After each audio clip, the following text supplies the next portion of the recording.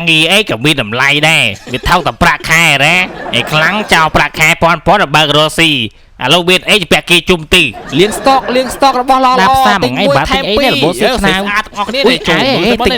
របស់ល្អល្អទិញមួយកូនឯងយកផ្សាទៅឲ្យកូនឲ្យប្តីទៅតែរបស់ថៃនេះអាថៃនេះនេះអានឹងស្តុកចាស់ណាស្តុកចាស់ទិញមួយទៅចាទិញមួយទៅបើហើយរបស់ថ្ងៃសៀមកូនខ្ញុំឃើញបច្ចេកទៀតឲ្យវាប្រើរបស់ថ្ងៃជើងក៏បានដែរយើងទៅវិញ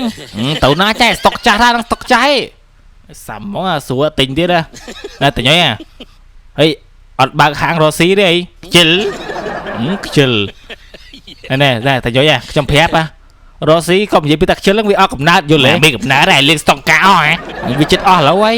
យើងលក់ដូរយើងត្រូវចេះពីនេះហៅម៉ួយហៃអីបើដូចទៅឯងមកអង្គុយអានកសែតចឹងអាណាគេទិញខ្ញុំសួរចេះហ៎សួរចេះ